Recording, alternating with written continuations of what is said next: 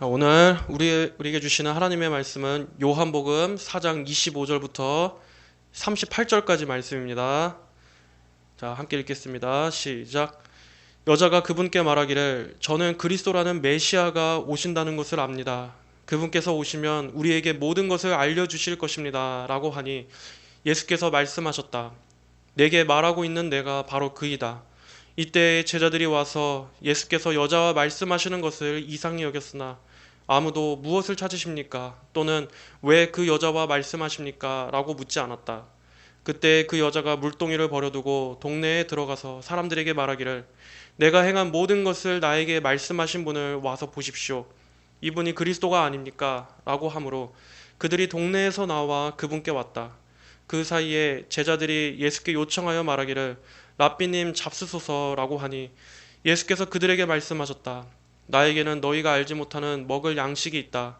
그러자 제자들이 서로 말하기를 누가 그분께 잡수실 것을 갖다 드렸을까라고 하므로 예수께서 그들에게 말씀하셨다.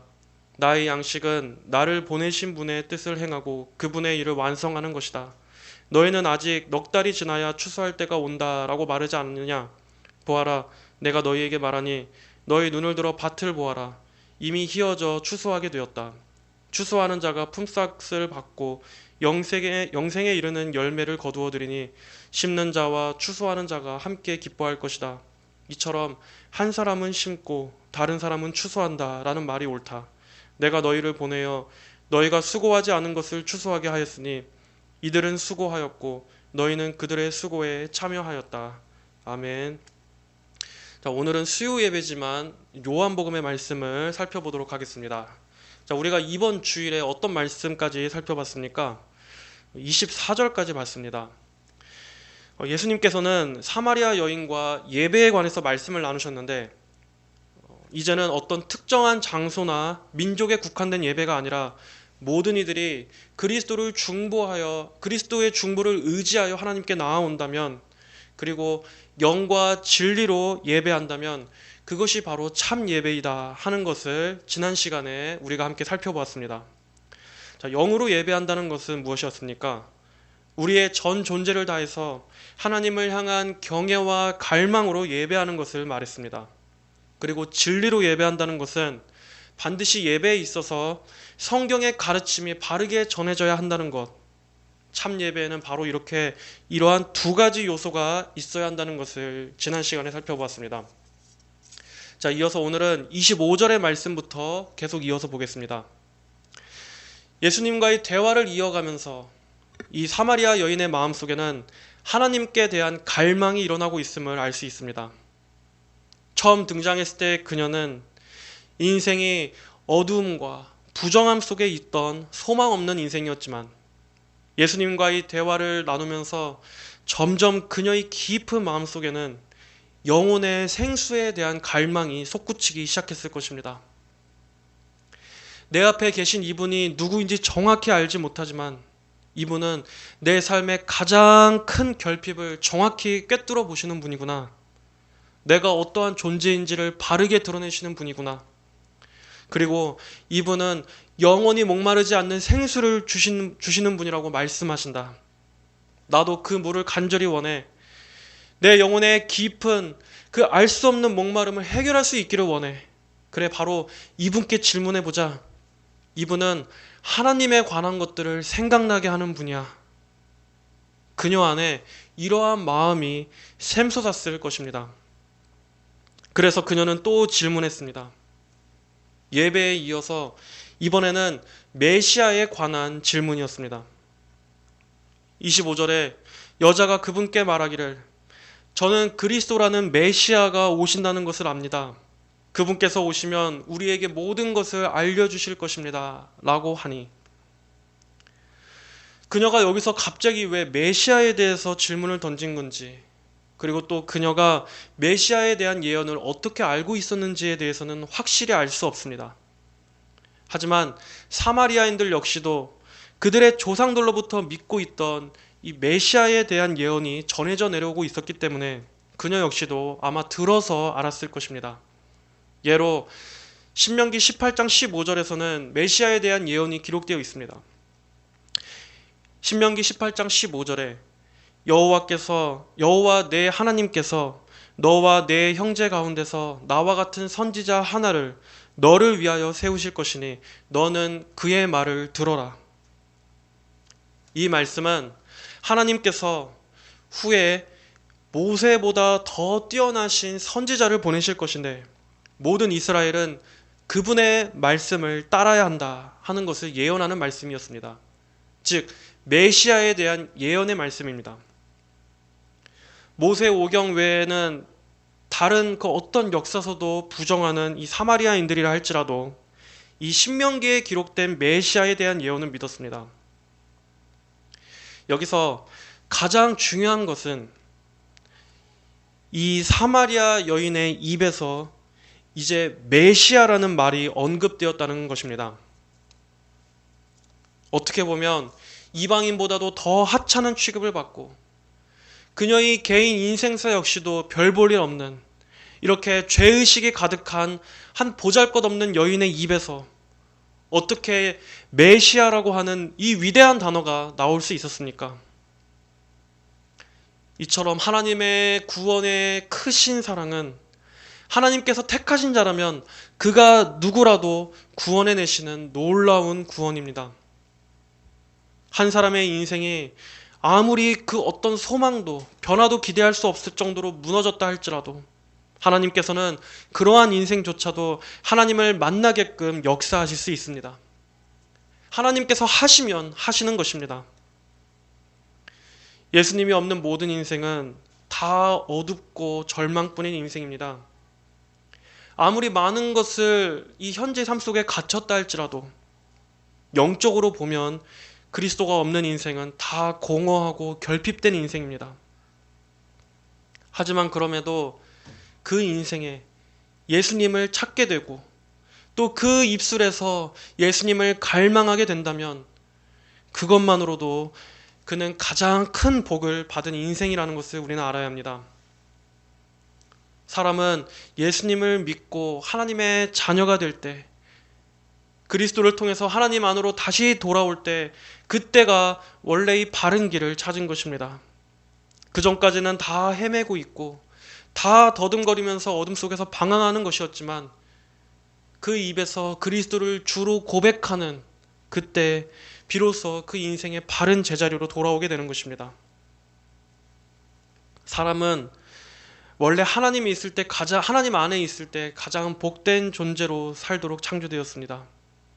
하지만 하나님을 떠났기 때문에 사람이 자꾸 하나님의 그 뜻으로부터 벗어나려고 하고 이탈하려고 하기 때문에 온갖 인생의 무거운 짐과 삶의 근심과 고통 속에 있게 되는 것이고 그 심령의 참 평안을 잃어버리게 되는 것입니다. 이 여인 역시도 얼마나 많은 우여곡절이 있었겠습니까? 그러나 이제 그녀는 바른 길로 되돌아오려고 하고 있습니다. 하나님께서 이 별 볼 일 없는 한 여인의 인생에 메시아, 그리스도, 구세주에 관한 관심을 불어넣어 주셨습니다. 예수님께서는 그녀의 질문에 답하셨습니다. 내게 말하고 있는 내가 바로 그이다. 지금 너와 말하고 있는 내가 바로 그 메시아다. 여러분, 예수님의 이러한 대화 방식이 얼마나 매력적이고 또 얼마나 온유하시며 얼마나 재치가 있으십니까? 그분의 그 마음이 얼마나 자상하십니까? 예수님께서는 그냥 처음부터 내가 바로 메시아다라고 말씀하셨어도 얼마든지 그녀의 마음에 믿음을 불어넣어 주실 수 있는 분이셨습니다. 하지만 예수님은 이렇게 그녀와 인격적으로 대화하시면서 그녀 안에 있는 영적인 갈망을 이끌어내시고 또 그녀의 관심사를 하나님에 대한 주제로 이끌어 가시면서 마지막에 내가 바로 너에게 구원을 줄 그 구원자이다 말씀하시는 게 너무나 매력적이지 않습니까? 예수님께서 한 영혼 한 영혼을 얼마나 세심하게 다루시고 또 얼마나 애정을 갖고 인격적으로 대해 주시는지를 알 수 있습니다. 그녀는 이제 구원자를 만난 것입니다. 그녀의 영혼의 목마름과 굶주림을 해결해 주시는 분, 그리고 그녀의 망가진 삶을 다시 온전하게 회복해 주실 수 있으신 분, 그리고 그녀의 부끄러움과 수치를 덮어주시고 그녀에게 영생을 주실 수 있는 바로 그분이 지금 눈앞에 있는 분이십니다. 모든 인생은 이 예수님을 만나야만 합니다. 예수님을 만날 때만이 그 인생의 진정한 생명과 빛이 비치는 것입니다. 여기서 예수님께서 말씀하신 내가 바로 그다라고 말씀하신 이 말의 원어의 의미를 보면 나는 영원부터 존재하는 하나님이다 라는 뜻입니다. 예수님께서는 자신을 내가 바로 그 예언된 메시아이며 하나님이시라는 것을 증언하는 위대한 구절이라고 할 수 있습니다. 그리고 이 사마리아 여인이 구원받게 되는 바로 이 사건은 장차 유대인들이 아닌 이방인들에게까지도 구원의 빛이 비치게 된다는 것을 미리 보여주는 사건이라고 할 수 있습니다. 그 사마리아 여인이 예수님을 만나자 이제 그녀는 어떻게 변화했습니까?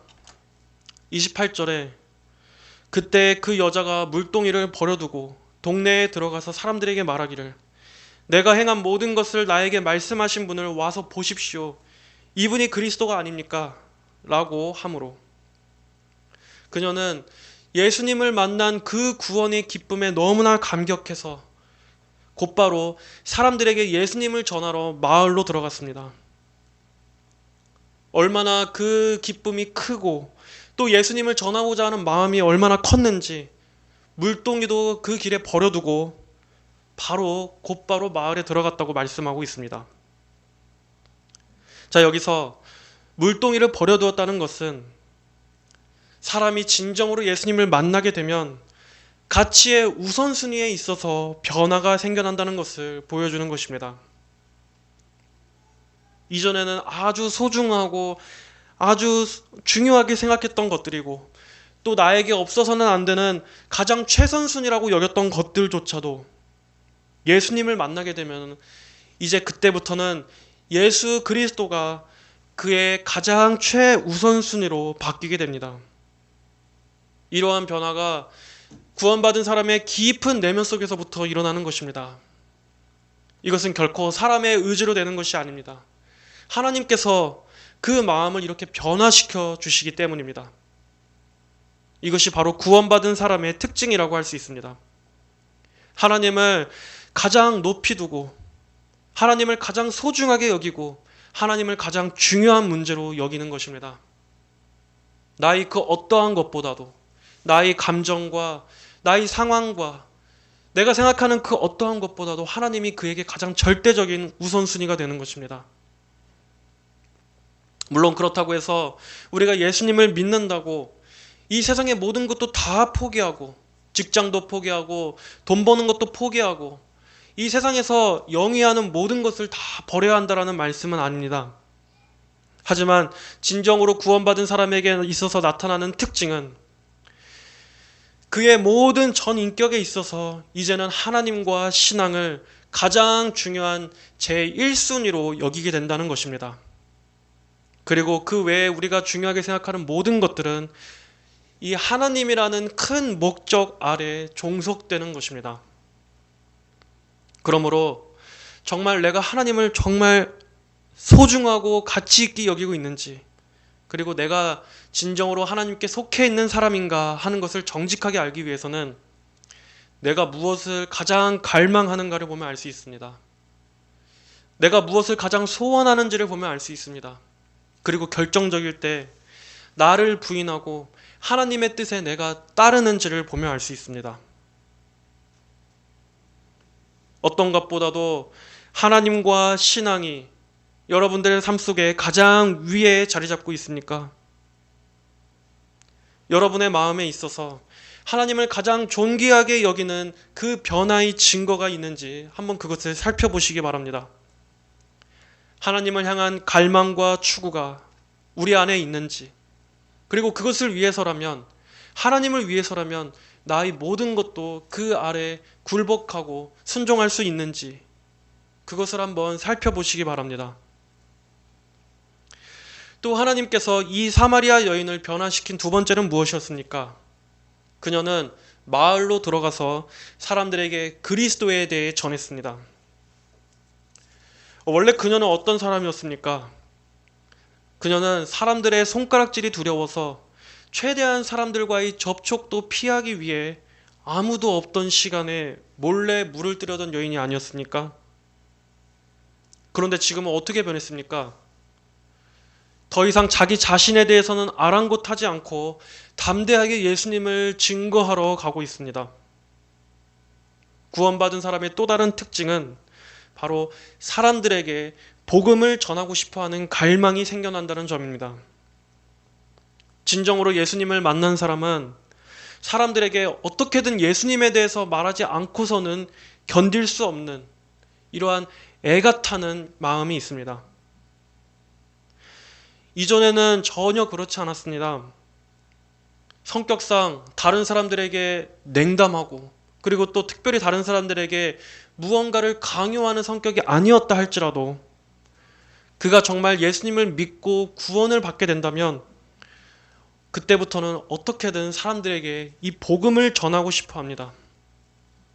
심지어는 그냥 전혀 모르는 사람들, 그냥 길에 지나치는 사람들을 보면서도 영혼에 대한 연민의 감정이 들게 될 정도입니다. 자신과는 아무런 이해관계가 없는 사람이라 할지라도 그냥 그 영혼 자체가 너무나 안타까워서 저 사람이 정말 예수님 믿고 꼭 구원받았으면 좋겠다.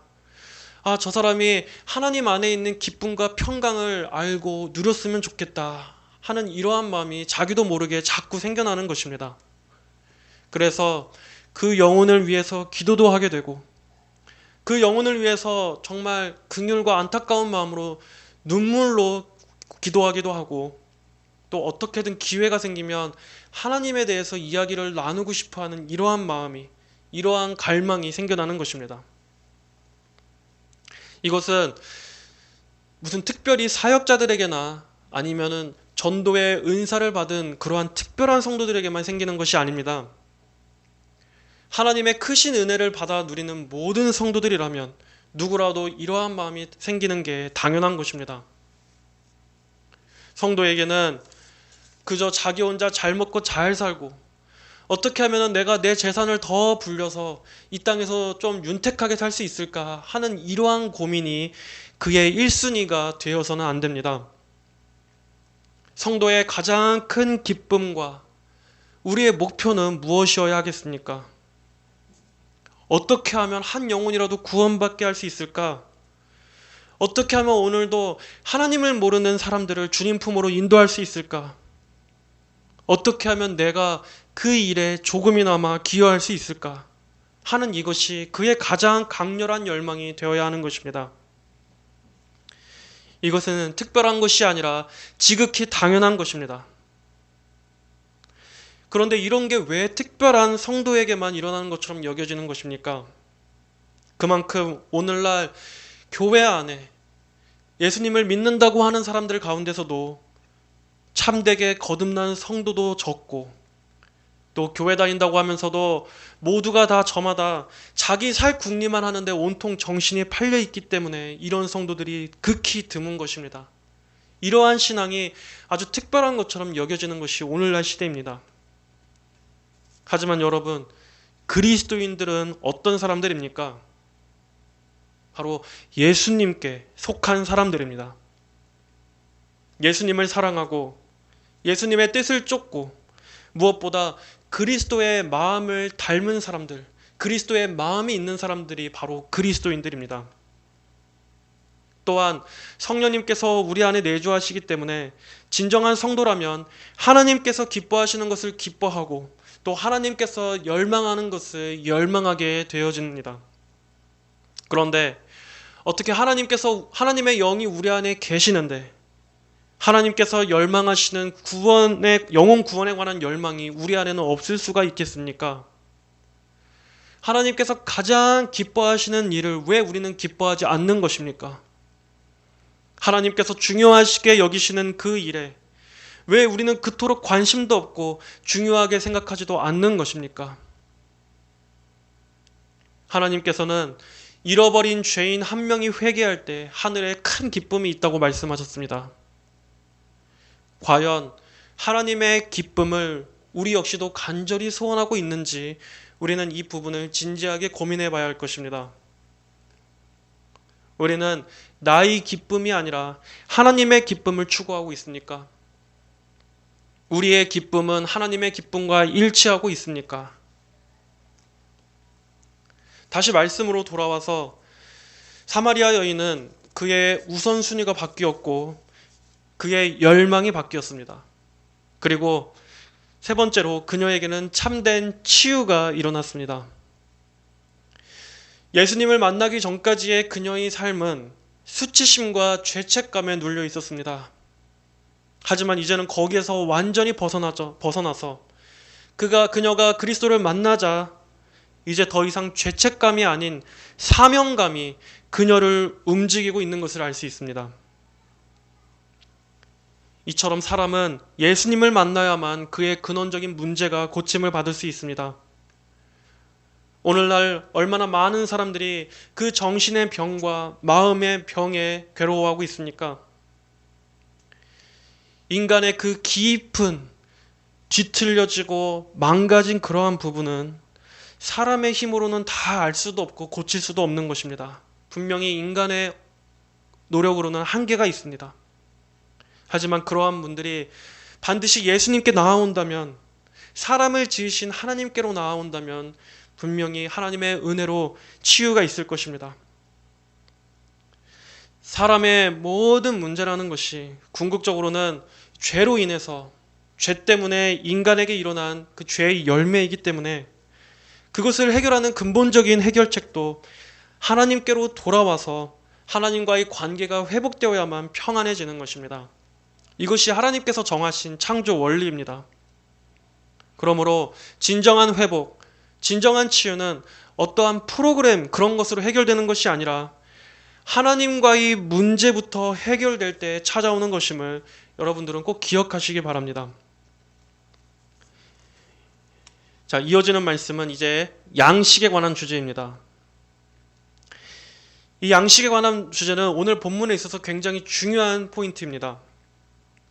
예수님과 사마리아 여인이 대화를 나눌 때 제자들은 음식을 사러 갔었기 때문에 그곳에 없었습니다. 이것은 8절을 보면 알 수 있습니다. 이제 제자들이 음식을 사갖고 돌아왔습니다. 그래서 예수님께 드시기를 요청했는데 예수님께서는 뭐라고 말씀하시는 것을 볼 수 있습니까? 32절에 예수께서 그들에게 말씀하셨다. 나에게는 너희가 알지 못하는 먹을 양식이 있다. 하지만 제자들은 이 말의 뜻이 무슨 뜻인지 도통 이해를 하지 못합니다. 아니, 누가 그분께 잡수실 것을 갖다 드렸지? 하고 제자들끼리는 서로 웅성거리며 질문합니다. 예수님께서 여기서 말씀하신 양식은 무엇입니까? 바로 예수님께서 영적 양식을 말씀하시는 것입니다. 하지만 제자들은 1차원적인 이 육신의 양식만을 생각하고 있었기 때문에 예수님의 말씀을 이해하지 못하고 있습니다. 이처럼 우리는 성경의 말씀이나 하나님의 뜻을 우리의 육으로만 접근해서는 안 됩니다. 성경에서 이 육신적이다 할 때 이 먼저 육은 1차적으로는 당연히 우리의 몸을 가리키는 것입니다. 하지만 또 다른 의미로는 영적인 것과는 반대되는 인간의 죄성을 말할 때도 육적이다 또는 육신적이다, 육신에 속해 있다라는 표현을 쓰곤 합니다. 이 육의 특징은 영적인 무지입니다. 육으로는 하나님의 말씀을 제대로 이해할 수 없습니다. 왜냐하면 육에 속했다 하는 것이 아직 거듭나지 못한 상태, 중생하지 못한 상태를 의미하는 것이기 때문에 영의 말씀인 하나님의 말씀을 육으로는 온전히 이해할 수 없습니다. 분명히 들어도 오해하거나 왜곡해서 이해하게 됩니다. 또 이 육은 항상 하나님의 뜻에 순종하기 싫어하고 반대하는 특징을 가지고 있습니다. 항상 하나님의 말씀 앞에 순종하기 싫어하고 거기에 저항하고자 하는 이 깊은 마음의 죄성, 그러한 것이 육에 속한 사람에게는 항상 있는 것입니다. 여러분, 교회가 항상 뭐만 하면 시끄럽고 늘 교회 안에 인간의 말이 가득하고 서로 간의 분열과 다툼과 싸움이 끊어지지 않는 것은 무엇 때문입니까? 그것은 바로 교회 안에 대부분의 신자들이 여전히 육에 속한 자들로만 가득하기 때문입니다. 그렇기 때문에 하나님의 진리의 말씀 앞에 도무지 순종하지를 않습니다. 그것을 기쁘게 달게 듣는 이들이 아무도 없고 하나님의 온전한 말씀이 선포돼도 오히려 그 말씀에 이를 가며 증오하게 되는 것입니다. 하지만 교회 안에 이 성령에 속한 거듭난 성도들이 많은 곳은 어떤 곳입니까? 그 교회는 언제나 하나님의 말씀에 대한 순종과 질서가 가장 첫 번째입니다. 그래서 인간들이 많은 말들이 있다 할지라도 하나님의 말씀이 선포되면 그 앞에 다 잠잠하고 그 앞에 다 자신의 뜻을 꺾고 순종하는 것입니다. 그래서 그러한 교회에는 평안이 있습니다. 주 안에서의 평강과 일치가 있는 것입니다. 그러므로 우리는 항상 이 성령의 조명하심과 또 영적인 신앙생활이 되기를 항상 돌아보고 구해야 합니다.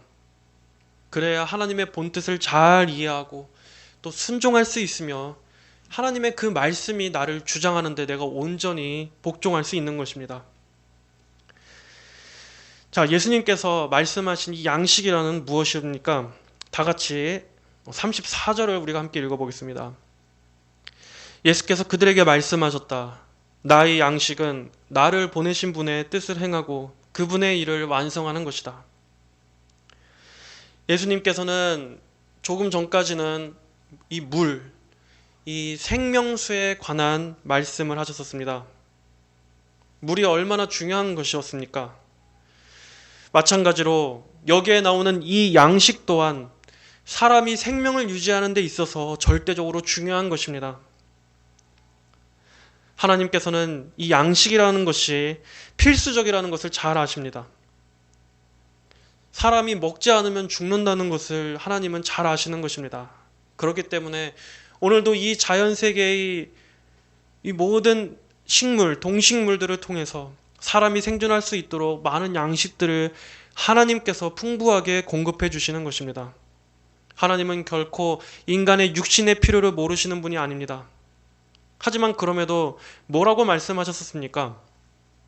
사람이 빵으로만 사는 것이 아니요 하나님의 입으로부터 나오는 모든 말씀으로 사는 것이다 라고 말씀하시지 않으셨습니까? 개역개정에는 아마 빵이 아니라 떡으로 나와 있을 텐데 이 빵은 이스라엘 사람들의 주식입니다. 그러므로 오늘날 우리 식대로 말한다면 사람이 밥으로만 사는 것이 아니라 사람이 궁극적으로 이 육신의 밥으로 사는 것 같이 보인다 할지라도 사람은 하나님의 말씀으로 사는 것이다. 이 말씀입니다. 밥은 당연히 중요한 것입니다. 하지만 인간은 밥으로만 사는 존재는 아닙니다. 하나님으로부터 받아먹는 이 영적 양식이 없이는 사람은 결코 육의 양식으로만 살 수 없습니다. 사람은 하나님께서 주시는 영혼의 양식이 있어야만 그 영혼의 생명을 얻으며 살 수 있는 것입니다. 사람들이 육의 양식만 풍족하다고 해서 그 영혼의 굶주림이 해결되는 것입니까? 오늘날 사람들은 다 이렇게 잘 먹고 또 풍족하게 잘 먹는 시대가 되었음에도 불구하고 왜 오늘날 모든 사람들의 영혼이 굶주리는 것입니까? 바로 하나님의 말씀이 기근인 시대가 되었기 때문입니다. 우리가 먹어야 살 수 있는 것처럼 인간의 영혼 역시도 하나님의 말씀을 먹어야 살 수 있습니다.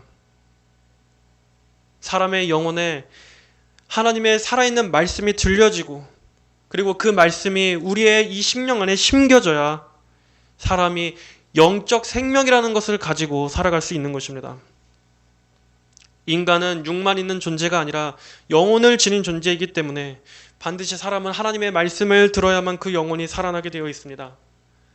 말씀 자체에는 생명이 있고 능력이 있기 때문에 말씀을 들음을 통해서 믿음도 생겨나고 죽은 영혼도 살아나게 되는 그러한 역사도 나타나게 되는 것입니다.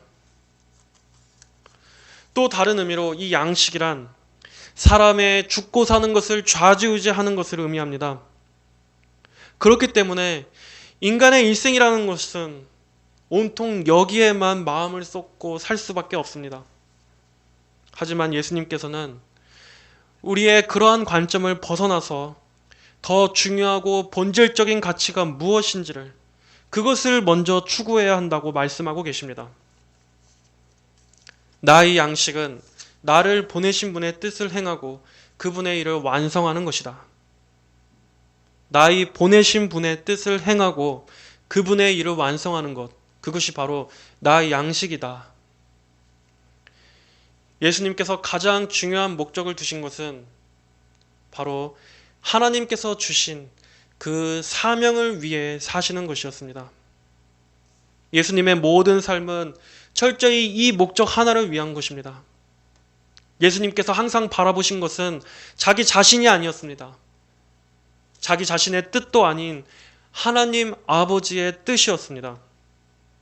바로 예수님께서 받으신 사명, 하나님께서 보내신 그분의 사명, 우리가 지킬 수 없는 하나님의 의를 우리 대신 이루시고, 또 하나님께서 택하신 자녀들을 대신하여 십자가에 달리시고 죽으시는 것, 그리고 부활하여 구원을 완성하시는 바로 그 목적, 여기에 예수님의 모든 삶을 다 바치셨던 것입니다. 이것이 예수님의 양식이셨습니다. 예수님께서는 이것으로 힘을 얻고 이것을 그분의 주식으로 삼았던 그분의 사명이었습니다. 마찬가지로 우리는 과연 무엇을 우리의 양식으로 삼고 있는지 살펴봐야 합니다. 하나님 나라와 하나님의 의를 먼저 구하지 않은 채 우리는 이 땅에 썩어 없어질 것들에만 삶을 전념하고 있지는 않습니까? 우리들에게 있어서 진정 내가 먹고 사는 참 양식은 무엇입니까? 나를 살게 하는 그 양식은 무엇입니까? 이사야 55장 2절은 말씀합니다. 너희가 어찌하여 양식이 아닌 것을 위하여 돈을 지불하며 배부르게 못할 것을 위하여 수고하느냐? 열심히 내게서 들어라. 그리하면 너희가 좋은 것을 먹으며 너희 마음이 기름진 것으로 즐거울 것이다. 너희는 귀를 기울이고 내게 나와 들어라. 그리하면 너희 영혼이 살 것이다. 내가 너희와 영원한 언약을 맺을 것이니 곧 다윗에게 약속한 나의 신실한 사랑이다. 예수님께서도 말씀하셨습니다. 요한복음 6장 27절에 썩는 양식을 위하여 일하지 말고 영생에 이르도록 남아있을 양식을 위하여 일하여라. 인자가 이 양식을 너희에게 줄 것이니 이는 아버지 하나님께서 그분에게 인치셨기 때문이다. 성도 여러분, 인생을 더 이상 허무한 것들에 소모하지 마시고 낭비하지 마시고 나는 과연 지금 무엇을 양식으로 삼고 있을까 한번 생각해 보시기 바랍니다. 우리가 나중에 하나님 앞에 가게 되었을 때 하나님께서 너는 무엇을 위해 살았느냐라고 물으신다면 우리는 무엇이라고 대답하겠습니까? 너는 일평생 무슨 양식을 위해 수고했느냐라고 물으신다면 그때 여러분은 무엇이라고 대답할 수 있겠습니까? 그저 육신의 양식만을 위해 평생을 수고하고 애썼습니다 라고 말씀할 수밖에 없겠습니까? 영생을 위해서는 아무것도 남기지 못한 채 그렇게 하나님 앞에 가야 하겠습니까? 하나님을 위하여 사십시오. 영생을 위하여 남아있을 양식을 위하여 살아가십시오. 이 땅에서 영생을 위한 양식을 위하여 일하십시오. 그저 나 하나 배만 불리고 이 땅에서 재산만 모으는데 몰두하지 마시고 부디 영생을 위해서 사시기 바랍니다. 정말 여러분의 영혼을 살리는 양식, 여기에 관심을 가지시기를 바랍니다. 이것을 가장 중요하게, 이 중대성을 제발 심각하게 여기시기를 바랍니다. 하나님께서는 분명히 말씀하셨습니다. 마태복음 6장 33절에 오직 너희는 먼저 하나님의 나라와 그분의 의를 찾아라. 그러면 이 모든 것들을 너희에게 더하여 주실 것이다 라고. 성도 여러분들은 하나님의 일에 더 중요한 관심을 가지셔야 합니다. 만약 여러분이 하나님의 일이나 하나님의 관점, 하나님의 나라와 하나님의 뜻 같은 것에는 아무런 관심이 없다면 그것은 여러분의 마음에 하나님에 대한 사랑이 아예 없는 것입니다. 앞서 말씀드린 대로 하나님을 가장 최우선으로 높이고 또 하나님께서 기뻐하시는 일들, 영혼 구원에 대한 열망이 정말 진정한 성도라면 있어야 하는 것입니다. 35절 이하에 어떤 말씀을 하고 계십니까? 너희는 아직 넉 달이 지나야 추수 때가 온다 라고 말하지 않느냐?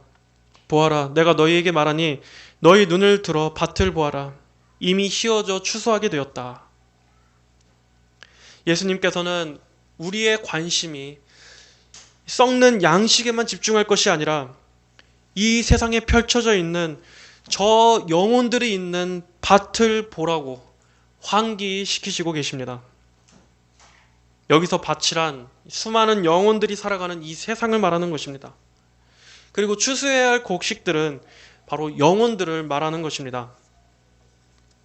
비록 이 세상이 악인들이 가득하고 또 불신앙이 가득한 것이지만 그럼에도 하나님을 알지 못하는 저 불쌍한 영혼들이 저렇게나 가득한데 우리가 관심을 가져야 할 곳은 저 영혼들을 하나님께로 돌이키는 그것이 되어야 하지 않겠습니까? 또한 추수한다라는 것은 그만큼 추수하는 일꾼이 있어야 한다는 것을 전제하는 것입니다. 이 말씀은 단순히 사역자들에게만 주신 것이 아닙니다. 모든 성도들에게 주어진 사명과 목표입니다. 우리 한 사람 한 사람이 정말 이러한 영혼 구령에 대한 열망으로 가득하게 되시기를 간절히 바랍니다. 단순히 교회에서 억지로 시키니까 그냥 그러한 형식적인, 때때로 일정한 주기마다 하는 그러한 형식적인 전도가 아니라, 그리고 단순히 사람들을 그냥 교회로 데려다가 앉혀만 놓는 그러한 물량주의적인 전도 방식이 아니라 정말 한 영혼 한 영혼이 진정으로 예수님을 믿기를 바라는, 그것을 기쁨으로 삼는 여러분들이 되시길 바랍니다. 그것을 위해서 정말 우리부터가 복음을 바르게 알고 또 그 바른 복음을 지혜롭게 전할 수 있도록 준비해야 하고, 또 진정으로 영혼에 대한 사랑을 가지고 그리스도의 마음으로 부디 하나님을 모른 채 죽어가고 있는 이들이 하나님께 돌아올 수 있도록 우리가 힘써 기도하고 감당해야 할 것입니다. 아무리 시대가 변한다 할지라도 이것은 성도들이 감당해야 하는 우리 모두에게 주어진 사명입니다. 시대가 아무리 반기독교적이라 할지라도, 그리고 불신앙이 극에 달하고 교회에 대한 이러한 반감과 혐오가 극에 달한다 할지라도 우리는 결코 복음을 전하고 영혼을 구원하는 이 사명을 멈춰서는 안 됩니다. 지금 시대는 이제 더 이상 이러한 것도 의미가 없어 하고 우리부터 회의적인 생각을 갖고 있어서는 안 됩니다. 하나님께서 구원의 문을 완전히 닫으시기 전까지는 아직은 기회가 있고 소망이 있는 것입니다. 그러므로 성도 여러분, 여러분 안에서 이 열망을 포기하지 마십시오. 아직 주님께 돌아올 남은 자들을 위해서 계속 기도하시기 바랍니다. 그리고 우리가 소망과 확신을 가지고 이러한 열망을 품을 수 있는 것은 하나님께서 택하신 자녀들이 이 세상에 반드시 남아있을 것이기 때문입니다. 요한복음 12장 24절은 어떻게 말씀하고 있습니까? 내가 진정으로 너희에게 말하니 밀알 하나가 땅에 떨어져 죽지 않으면 한 알 그대로 있고 죽으면 많은 열매를 맺는다 라고 말씀하고 있습니다. 예수님께서는 그분의 죽으심으로 이 세상에 구원의 씨를 뿌리셨습니다. 그러므로 예수님께서 씨를 뿌리셨기 때문에 반드시 열매를 맺게 되어 있습니다. 하나님께서 씨를 심어 놓으셨기 때문에 우리가 해야 될 사명은 무엇입니까? 하나님이 심으신 그 씨를 우리가 거두고 추수하는 것뿐입니다. 그러므로 우리는 확신과 믿음을 가지고 그 시대가 아무리 암울하다 할지라도 이 땅에 남은 자들을 건지라고 하시는 성도들에게 주신 이 사명을 힘써 감당해야 하는 것입니다. 자, 이제 말씀을 맺겠습니다. 오늘은 예수님과 만난 사마리아 여인에게 일어난 그 변화를 살펴보았습니다. 사마리아 여인은 목마르고 굶주렸었습니다. 그러나 그녀가 예수님을 만나자 그녀의 목마름은 이제 사람들에게 그리스도를 전하고자 하는 목마름으로 바뀌었습니다. 이처럼 사람이 예수님을 진정으로 만나면 그 사람의 갈망의 대상이 바뀌게 되는 것입니다. 예수님을 몰랐을 때는 세상 정욕에 대한 목마름이었다면 이제는 하나님께서 기뻐하시는 것을 하고 싶어하는 목마름입니다. 하나님에 대한 갈급함, 영혼 구원에 대한 갈급함이 그 사람의 목마름과 굶주림이 되는 것입니다. 우리 안에 이러한 변화가 있는지를 살펴봅시다. 그리고 또한 하나님 나라에 관한 일이 우리의 양식으로 바뀌었는지를 살펴봅시다. 하나님의 뜻을 바라고 하나님 나라를 위해 사는 것이 나의 양식인지를 살펴보시기 바랍니다. 여러분의 목마름과 여러분의 양식은 무엇입니까? 하나님께서 기뻐하시는 것이 여러분의 양식이요, 하나님께서 열망하시는 것이 여러분의 열망이 되시기 바랍니다. 그리고 우리의 가장 큰 기쁨이 무엇이 되어야 하겠습니까? 한 영혼이 예수님을 믿고 하나님께로 돌아오는 이 일, 그것을 볼 때 우리가 가장 큰 기쁨을 누리는 그러한 성도들이 되시기를 바랍니다. 예수님이 우리의 영혼의 생명수고 날마다 그분이 우리의 생명이고 양식이 되시기를 간절히 바랍니다. 이 말씀을 듣게 되는 모든 성도들에게 이제는 우리 자신을 위하여 사는 것이 아니라 이처럼 하나님께서 기뻐하시는 일, 하나님의 뜻을 이 땅에서 이루어 나가는 일이 우리 삶의 가장 주된 양식이 되시기를, 다 그러한 성도분들이 되시기를 주님의 이름으로 축복합니다. 다 함께 기도하겠습니다. 하나님 아버지 감사합니다. 오늘은 우리 성도들에게 있어서 무엇이 진정한 우리의 양식이 되어야 하는가에 대해서 우리가 함께 살펴보았습니다. 하나님, 우리가 하나님을 알기 전에는 이 세상에 썩어 없어질 양식들을 추구하며 참으로 우리 죄악된 육신만을 위해 분주하게 살았던 자들이었습니다. 그러나 하나님께서 우리에게 영원히 목마르지 않는 생명수와 또 하나님의 뜻을 이루어 살아가는 것이 우리에게 진정한 양식이 되어짐을 말씀해 주셨사오니 아버지, 이제는 더 이상 우리 자신을 위하여 살지 아니하고 하나님께서 이 땅에 우리에게 부여해 주신 그 사명을 위해 사는 자들이 되게 하여 주시옵소서. 하나님 나라와 하나님의 의를 구하며 사는 것이 우리를 먹이고 살찌우는 참된 양식이요, 또 우리의 영혼을 더욱더 풍성하게 하는 은혜의 양식이 되는 줄로 믿습니다. 우리 자신의 감정이나 우리 자신이 소중한 것들을 위해 추구하지 않게 하여 주시고 오직 하나님만을 우리의 가장 중요한 최우선순위로 여기며 살아가는 모든 성도들이 다 되게 하여 주시옵소서. 감사드리며 살아계신 우리 주 예수님의 이름으로 기도하였습니다. 아멘.